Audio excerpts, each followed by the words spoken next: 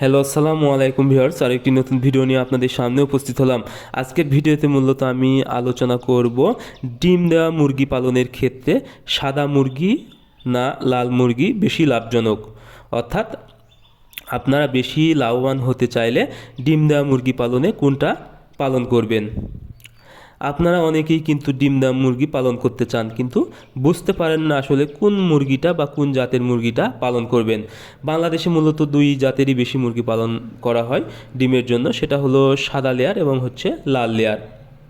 এখন আপনারা হচ্ছে কোন মুরগিটা পালন করবেন, তবে আমি আপনাদেরকে একটি ভিডিও শুরুতে বলে রাখি, আপনারা যেই মুরগি পালন করেন কিনা সব মুরগিতেই কিন্তু লাভবান হতে পারবেন। তবে মুরগিকে সুস্থ রাখতে হবে এবং ডিমের প্রোডাকশান ভালো নিতে হবে, অর্থাৎ সঠিকভাবে মুরগিকে পরিচর্যা করতে হবে, তাহলে কিন্তু হচ্ছে সব মুরগি থেকে আপনারা লাভবান হতে পারবেন।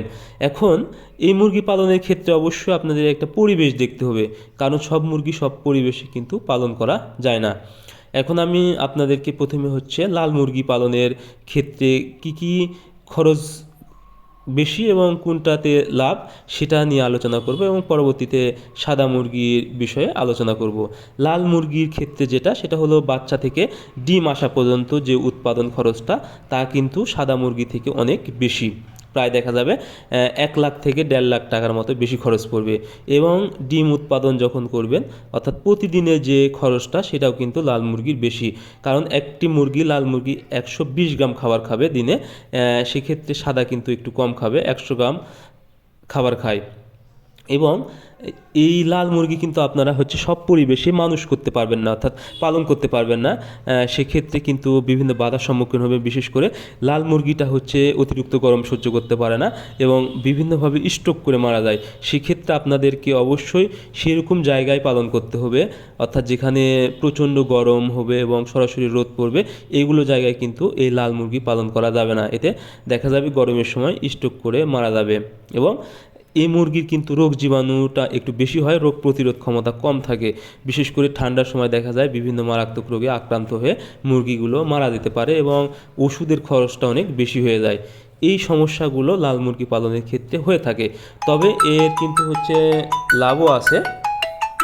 লাভবান বলতে এই মুরগির কিন্তু ডিমের দাম অনেক বেশি থাকে, অর্থাৎ একটা সাদা মুরগির ডিমের থেকে আপনাদের হচ্ছে লাল মুরগির ডিমের দাম প্রায় 150 থেকে 160 টাকা শয়ে বেশি থাকে। এবং হচ্ছে এই মুরগির কিন্তু হচ্ছে ওজন অনেক বেশি থাকে, যার কারণে আপনারা যখন বডি বিক্রি করবেন, অর্থাৎ লাস্ট সময়ে, তখন কিন্তু এই মুরগির ওজন অনেক বেশি থাকে, বিশেষ করে 2 কেজির উপরে হয় এবং দামেও কিন্তু অনেক বেশি থাকে, যার কারণে এক সময় অনেক বেশি পরিমাণ টাকা পাওয়া যায়। একই পরিমাণ মুরগি, সাদা মুরগির যে পরিমাণ থাকবে তার থেকে লাল মুরগি যদি একই পরিমাণ হয়, সেক্ষেত্রে দেখা যাবে 2 থেকে 2.5 লাখ টাকা কিন্তু আপনারা বেশি পেয়ে যাবেন, সেটা 1000 মুরগির ক্ষেত্রে। এবং সাদা মুরগির কিন্তু হচ্ছে উৎপাদন খরচটা কম এবং দেখা যায় এটা রোগ জীবাণু অনেক কম হয়। তাছাড়া হচ্ছে যে কোনো পরিবেশে আপনারা হচ্ছে এই মুরগি পালন করতে পারবেন। তবে এই মুরগির ডিমের দাম কিন্তু তুলনামূলক কম এবং যখন বিক্রি করবেন তখন কিন্তু ওজন হালকা থাকে, অর্থাৎ 1.5 কেজির মতো থাকে এবং দামও কম থাকে, যার কারণে বডির সময় আপনারা এই মুরগি থেকে বেশি টাকা আয় করতে পারবেন না। তবে এই মুরগি কিন্তু পার্সেন্টেজ অনুযায়ী লাল মুরগির থেকে অনেক বেশি ডিম দেয়। সো আপনারা যেই মুরগি পালন করেন কিনা সব মুরগিতেই কিন্তু আপনারা লাভবান হতে পারবেন, তবে সঠিকভাবে পরিচর্যা করতে হবে এবং রোগ জীবাণু থাকা দূরে রাখতে হবে।